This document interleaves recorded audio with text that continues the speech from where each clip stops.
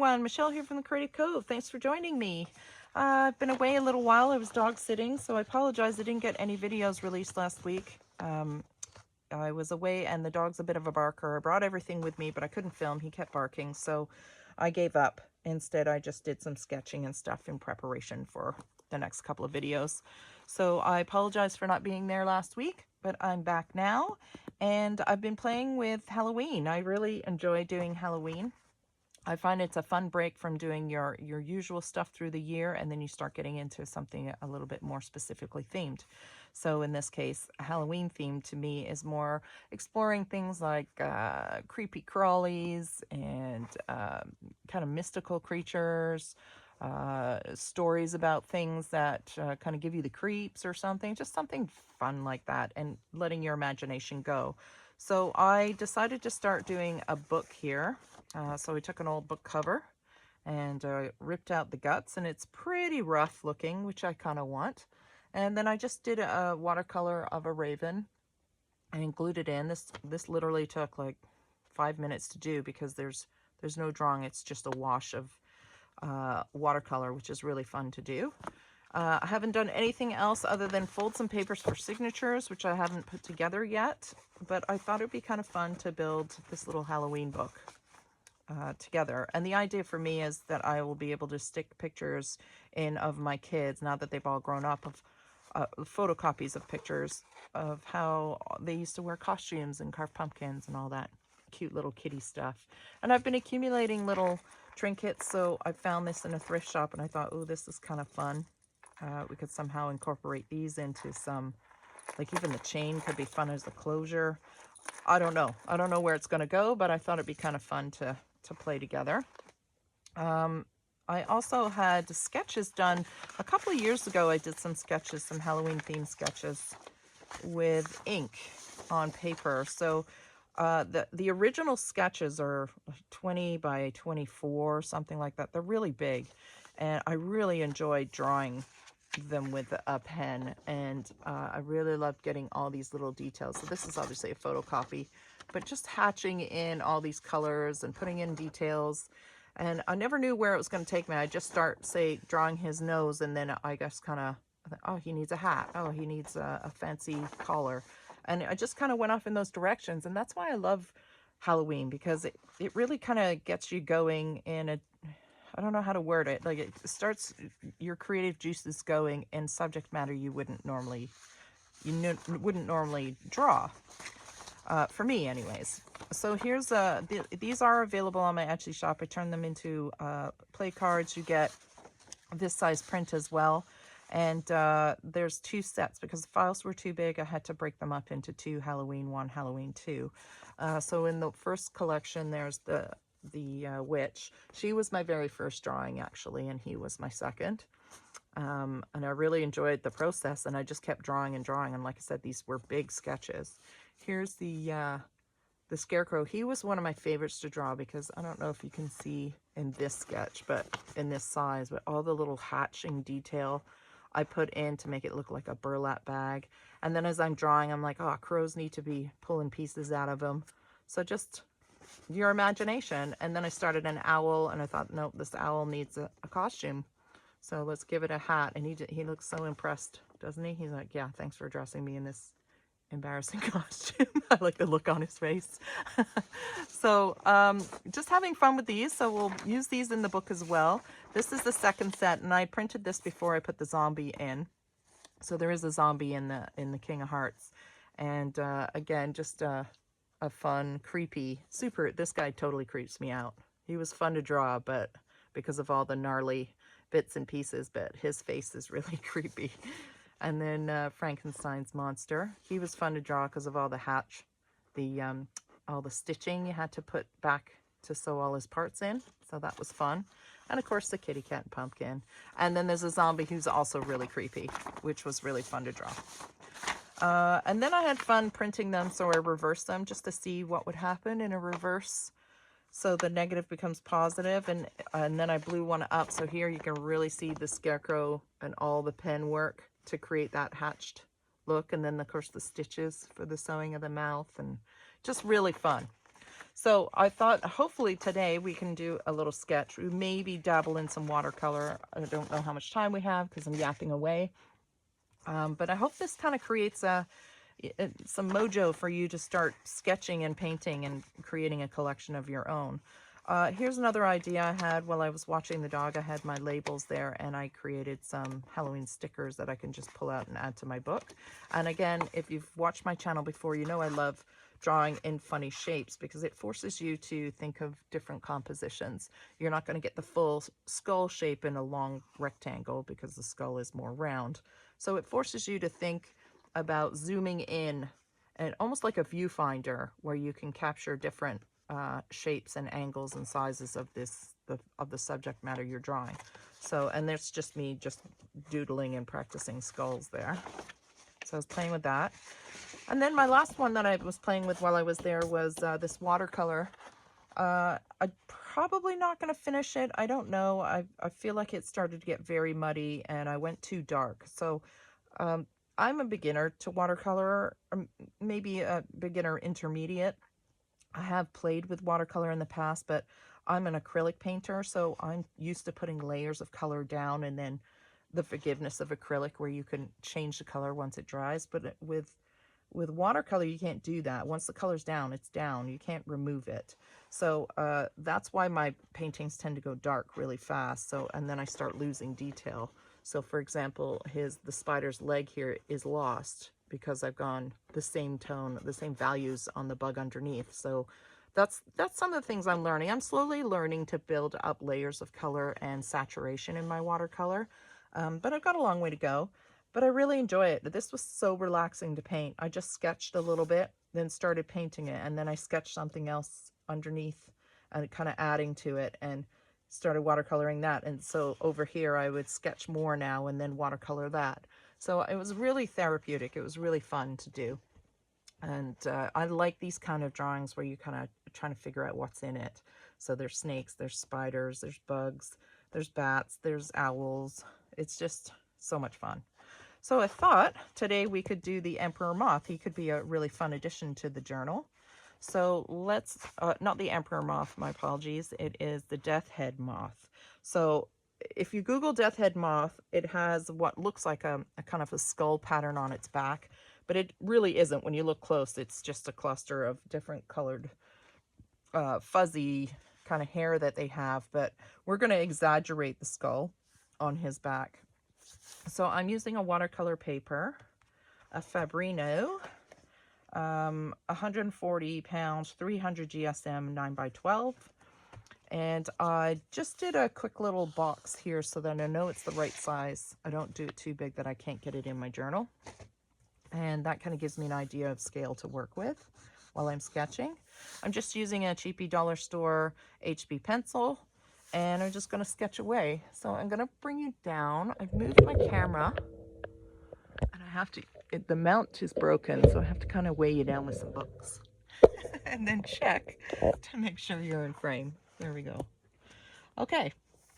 So let's start with the center here. So I'm just kind of roughly give myself an idea where the top of the head of the bug's going to be. So we'll start there. So I'm going to give him some creepy skull eyes. So I don't like to draw too dark because it's potentially going to be watercolor. So, but I am hoping you can see it. So I might draw it a little bit darker so that you can see. I wouldn't normally draw this dark. So I'm just going to give him some creepy skull eyes. I'll give him a kind of a creepy skull nose. So I can't really describe these shapes, but you can draw along with me, and I hope you do. And you can pause and speed up the video. And, you know, maybe creepy skulls aren't your thing to draw, but I do recommend giving them a try because it's kind of fun. And then I'm going to give him his bottom teeth. So I'm just doing these kind of little chiclet teeth here, exaggerated long teeth. And then his jawline, go up and go up. And then we'll Give him an indication of a skull here.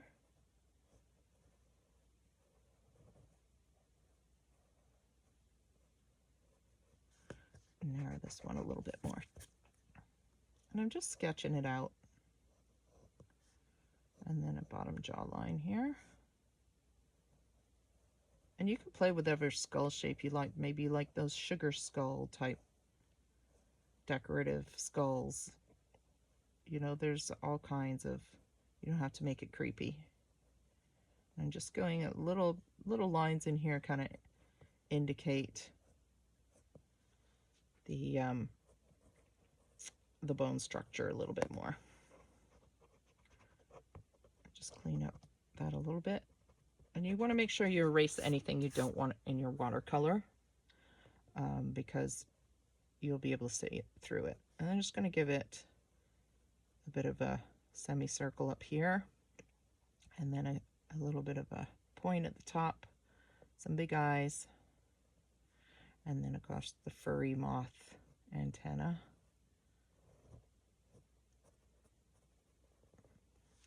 Okay, so we'll start with his body down the back here. I think I've made his skull pretty big that his wings are going to get cut off, but that's okay. And then I'm going to give this kind of a carrot shape here for his body. So you can see it's the skull's very exaggerated on his back. If you Google this moth, he's quite pretty. And he does have that kind of skull looking pattern on his upper back, but up close it doesn't actually look like a skull. So you can see I'm doing his little curves here. You make sure you want to curve them. If you go straight across, you're not gonna have any form to the insect. And the more form we can create, the nicer the look. And then what I like to do is I go in and I pull these corners out to separate them from the one above. Gives them just a little bit more realistic feel. So I go just past the original draw line there. So you can apply this to anything that you're drawing in a cylinder. And then he's got kind of a different pattern coming down, and again that would have some contour as well, so I'm curving it out. Okay, so I'm going to give him his wings. His wings kind of come out from the mid section here, so yeah, he's definitely getting cut off, which is too bad. I mean, we could, but they would get, for my journal there, I'm going to draw them for you, but for my journal they're not going to make the cut because they're too big. And then draw the wing coming down, and then he's got a wing coming out the back. So one coming out underneath here. So the trickiest part about drawing these is making them symmetrical. So just do your best. You kind of sketch it up. Sometimes turning your book upside down can help you figure out whether or not they're symmetrical. Just any kind of visual help you can get to making sure. You can use your pencil here, so you go from here to the tip and from here to the tip, so he has to be a little bit longer. And then of course the drop down back wing, I think he's a little bit fatter. Drop down back wing here. Just erase what we don't want.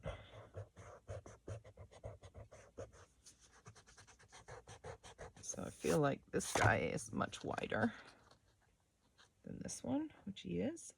So I think we'll narrow this one down just a little bit.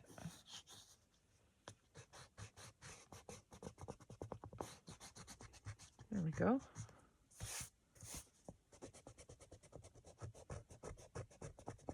I'll make sure I get the same shape on the back wing here.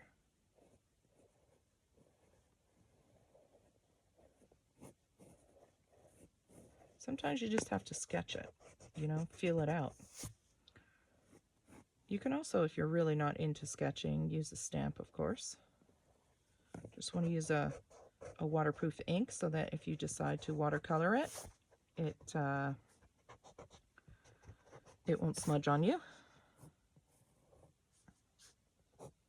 Okay, so I think that's pretty good. Okay, so then we can put the decorative part in just as an indication. So he's got these very pretty lines that come down here. So I put those in pretty light because I want to emphasize those more in the watercolor inks, the watercolor paints, sorry. But it's just so much fun building your journal with your very own artwork. I mean, especially if it's a gift. So if you were to give this to your kids when they're older, of all their little Halloween costumes that they used to wear. I miss those days. It's maybe that's why I like Halloween so much. It's nostalgic of all the costumes I used to make my kids. They'd ask me to be the funniest things, and I'd be like, okay, you want to be a cow? You're going to be a cow. You want to be Mario? We'll be Mario. I just enjoyed the challenge of making costumes. I'd also make my husband's and our costumes for parties, and I'd go all out. I just couldn't help it. There's nothing you can't do with a glue gun. Even if you're not a sewer, you can glue gun anything together. So I just do these little ripples here in between each segment. It kind of gives it a little bit more of a three-dimensional vibe, and you can put a lot of detail into that and precision if you're more wanting to get a precise look. This is more of a looser sketch approach. And then I'm going to do the same for the big wing. A little bit lighter on the pencil.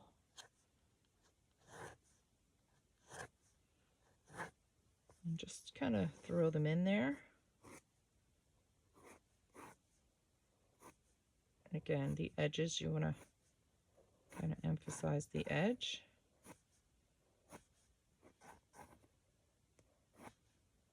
So we'll get these edges here. So make sure that I've done this relatively the same length. Okay.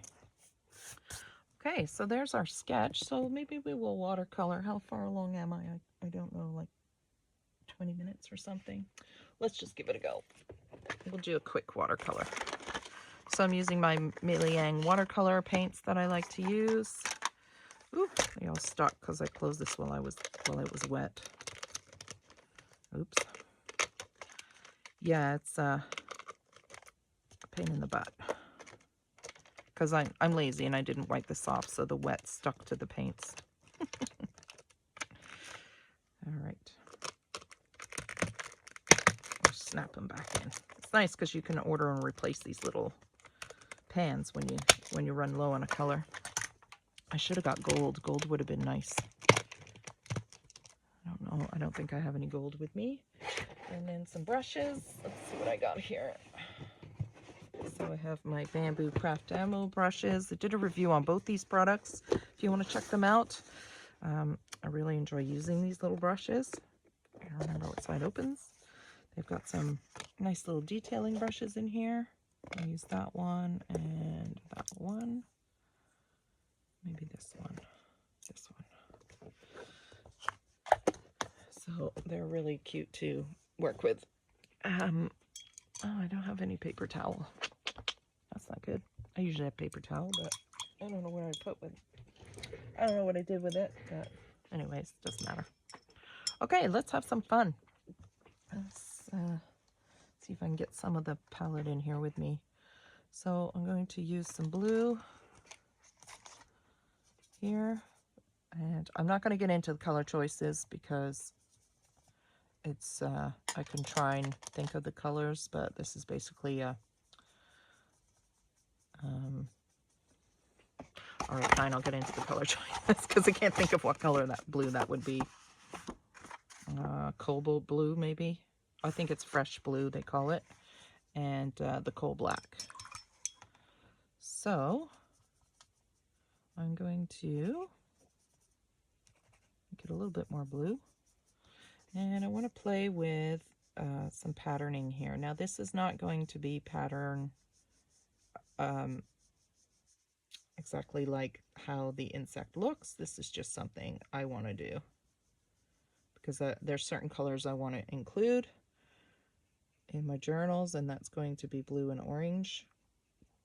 So I'm just throwing this color down in between the wing segments. And we'll do it on this side too. So roughly the same spot. And I just like to pull it up just a little bit. So these are nice little brushes for detailing. And I'm just pulling it in between the segments here. Kind of going narrow inside the segment. And then wider at the end of the segment.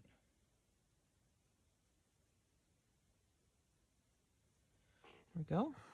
I'm going to do the same, but this time with more black in it. So a richer black. And I'm going to repeat that in this bottom part of the wing. Hopefully we're in frame here. So again, just a little narrower in between and a little longer on the crease.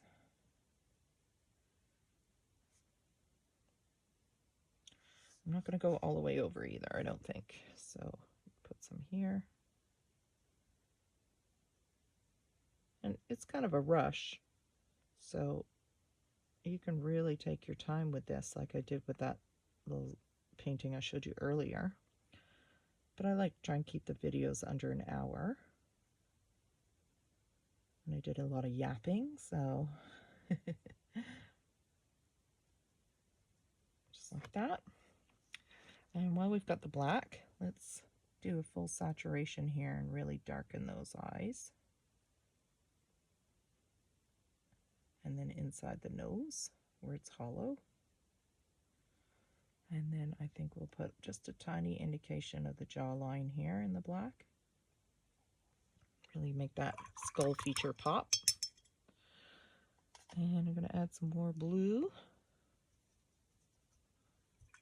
That was more black. More blue. Do a little wash on his head. I'm trying to keep my hand out the way.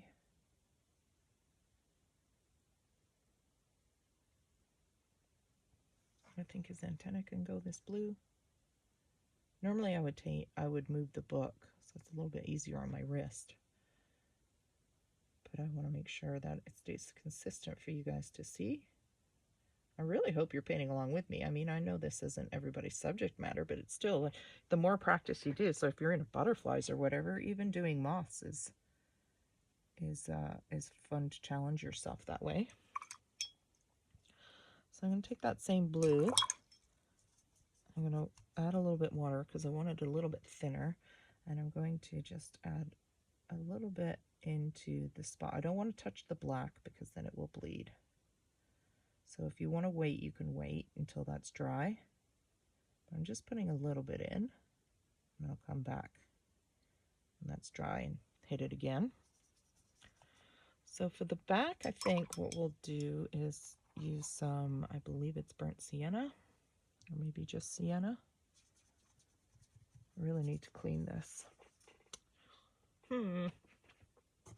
Yeah, I don't know why I don't have paper towel. I don't have anything absorbent around me. I have it's not absorbent, but a dryer sheet beside me for some reason. I don't know why. What else have I got beside me here? Just need something absorbent. Here's a piece of paper towel. Here we go. Just need to clean it so I'm not contaminating all my colors. There we go. Clean my brush a little. What was I doing? So sienna. So I love sienna. And I'm going to pop a little bit in his back here. So I'm going to just kind of wiggle my brush down. I'm not doing too much detail. And then what I like to do is come back a couple of seconds later and just drop water in it. and just let the watercolor kind of do its thing. I want to add a little bit more black to these back wings too, a little bit further up maybe. So maybe right here. Some segments.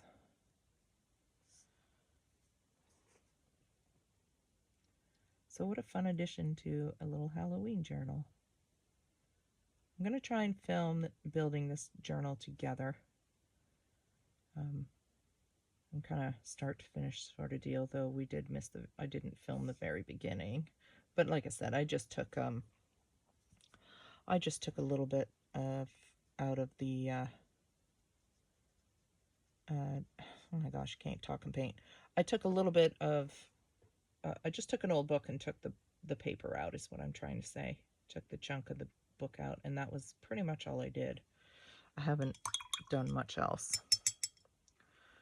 Okay, so I want that to dry, so maybe we'll do something in the background here. Got some blues, some blacks. It'd be nice if we take that off, it would be even crisper, but I think it's okay. Just gonna add a little bit of shadow in here. So I just dip a little bit of watercolor, more concentrated, and then again come back with water and just soften that edge. So you could leave it where it forms a nice harsh edge, or you can soften it. We can play with this a little more after. So I want to go into more black, this time quite saturated, not so much water, and I want to do more of a dry look. So I'm going to put the black down and I'm going to pull the brush away, and it kind of creates that soft, scratchy look, which moths will have because they're very powdery. Got that kind of powdery substance on their wings, and I kind of like the look of it on this. So it's more of a dry on dry technique. It's kind of funny, something different. I'm just waiting for this to dry, so I can add some brown in there, but let's do some blue in the background.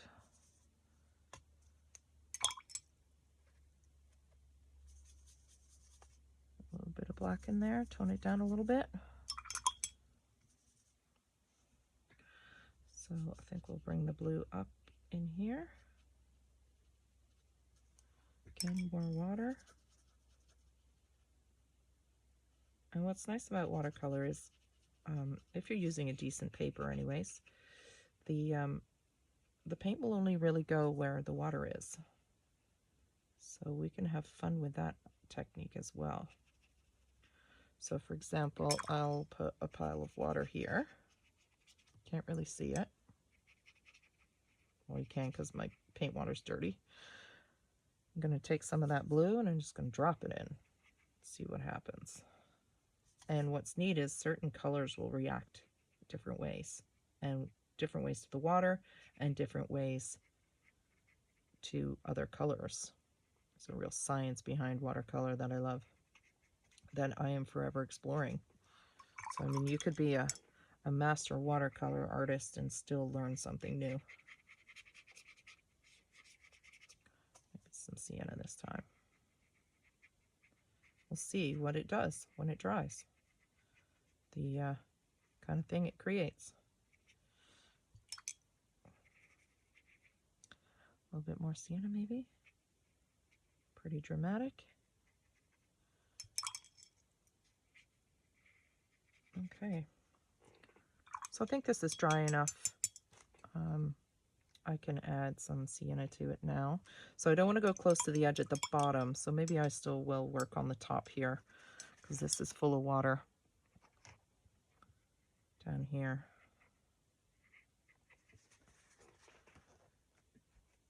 Take some of that up, I think, because it will take too long to dry. Just throw some other color in there. There we go. It's just kind of mixing and creating new colors, which is fun. All right, we'll let that dry a bit because it is pretty wet. We'll move up here. So let's try that technique again. We'll put some water down. where we want the color to flow, and then we'll drop that color in.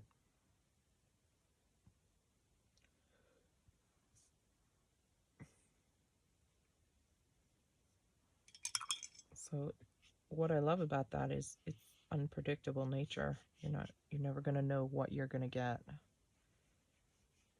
until it's dry.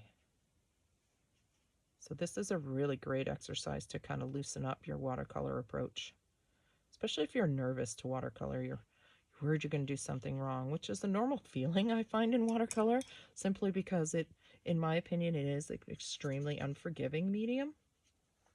But at the same time, the what you can create with watercolor, you can't create with any other paint. And it's just so much fun to explore that. So if you're sitting down with a state of mind where you're just going to experiment, have fun, give it a go, not worried about making a masterpiece, then go for it. And watercolor is really fun for that. I'm going to absorb just a little. I want the star of the show to be the moth, not the background. So I'm removing some of that saturation because I want it softer.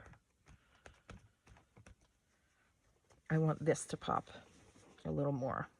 So I think we're pretty good here. We're going to go with some sienna again. And we'll put some in the back wing. So in this case, I'm pretty much just kind of wetting it and dropping some of the color in. Try not to reopen, try not to re-stimulate this black because I don't want it to go too muddy. I don't mind it softening the black edges at all, but I just don't want it contaminating all the browns. And again, you want this edge dry here normally so that it doesn't flow into the background, unless you want it to flow into the background, because that is also really fun. Give both techniques a try. See what you like. So I'm just going to pop this in right now, let that dry. Before it dries, actually, I think I'll grab another brown. Let's do a darker brown. What's this one? Burnt sienna. Let's maybe pop some of this burnt sienna in. It's very saturated. So didn't mean to drop so much of it in. So thick like that. There we go. Again, you can make this as colorful and as naturally close to the insect as you want. I'm just playing with colors that I like. Kind of gonna go with my journal. I might pull a little bit of this water off because there's a lot on there. All right. And then I think I might do something up there too. Just want to paint his wing in a little bit. Put a lot of water there. And just drop this color in. Same down here. We'll put a lot of water in. So I'm just painting this out of my head, so you're aware. I don't know what I'm doing. I don't know how this is going to turn out. We'll just paint together and see. Sometimes they work really well, and other times you're like, okay, well that one was just a learning curve. All right, drop this color in.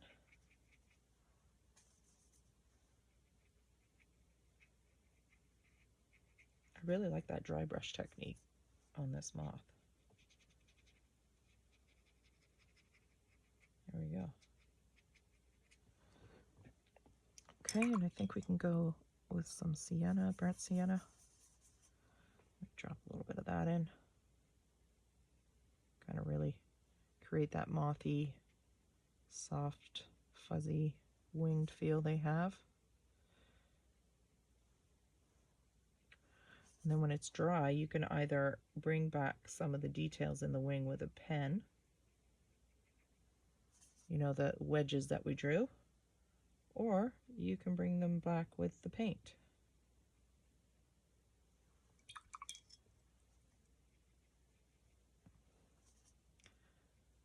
Whatever you want to do.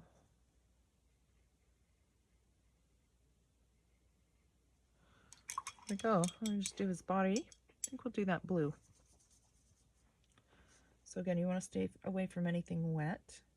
I think I'm going to emphasize some shading here around the skull. A little bit darker. A little more saturated around the skull here. Again, nice and loose. And then a little bit around here. Really pop those curves. So if you want the detail to stick, then you do want to make sure it's dry. So I'm going to take a little bit of a drier brush here and just maybe manipulate and soften some of those lines before they dry.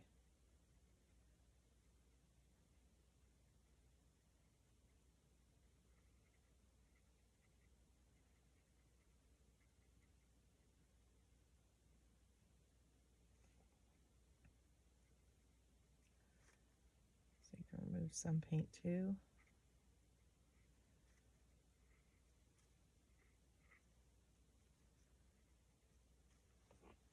So his eyes are still a little bit wet, so we have to be careful. So you can go down a size on your brush, for example. So now I'm using a number 0 in this collection. I'll try and remember to link these products too in case you're looking for that stuff. I do product reviews. There's no sponsorship. It's just if you're thinking, oh, I want to try those brushes, then you can go straight there. You don't have to go searching for the link. And I'm just going to throw in, it's a bit dark, a little bit of kind of shadows from bones and emphasize the creepiness of a skull. Some people might find it creepy. I find them kind of fascinating. You know how people can actually distinguish type of what's the word I'm thinking of? Like genes, and it's not the word I'm thinking of. Like they can tell where the person's from, or like they're Caucasian, or there's a name for that, but I can't think of what it is.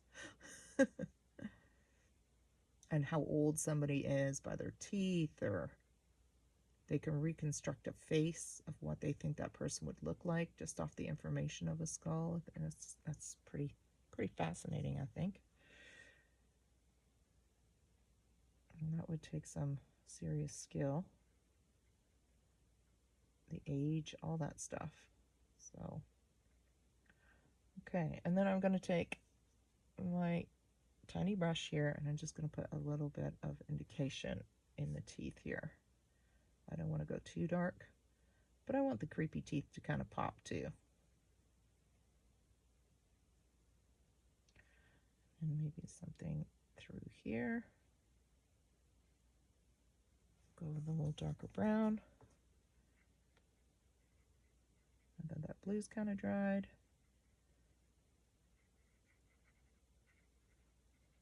And gold paint would be really pretty on this, I think. Really emphasize some of these gold spots. But I didn't take it out, so I didn't think of it. It was an afterthought. I'm just going to add a little bit of this brown, just a little thin wash on the edge of this blue. Just to kind of finish off the insect itself.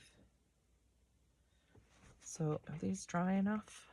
I think so. Let's go back to our dark black here. And let's put in some of these lines back in. So again, you can do this with a pen. You can do it with a fine artist brush, whatever you're most comfortable with, just to pull down some of these pretty.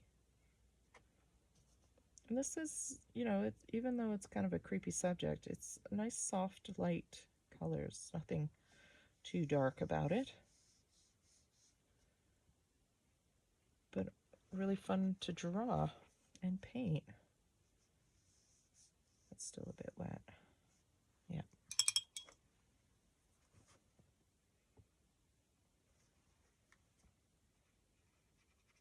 That was a bit wet, so it spread the color a bit, so I'm just gonna pull that off a bit. Okay, I think we had some fun here. I think we could go a little more dramatic on the background in the corner. So I'm gonna wet a little spot here and then drop some black in. Just kind of pull the drama a little bit to the corners here so it's not too left out. And then a little bit of black. Just kind of create some balance, you know?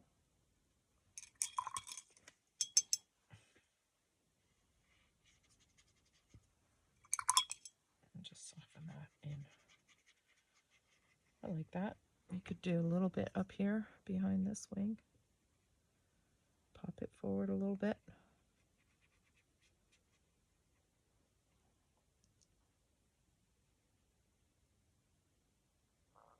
You could also do that with pen or other paints, you know, mixed media piece. You could do it with glue some paper down. And the possibilities to these, little sketches for journals are limitless, you know? And just keep going and going like I am. I'm trying to wrap this video up and I'm just like, nope, I want to keep painting. I hope you're enjoying it. I hope it gives you some inspiration. I know it's not everybody's subject matter, but again, it's nice to push yourself outside your comfort zone and try painting something you wouldn't normally paint just for fun. It is fun, actually. It's a lot of fun. And there's no wrong or right, you know, just have fun with it. Experiment. Take that pressure off of being perfect, creating something perfect every time you pick up a brush, and just have fun. All right, so I'm going to leave it there. Again, this will end up in our journal, our Halloween journal that we're going to work on together, and I hope you start one. So until then, folks, I will see you then. Take care, everyone. Bye.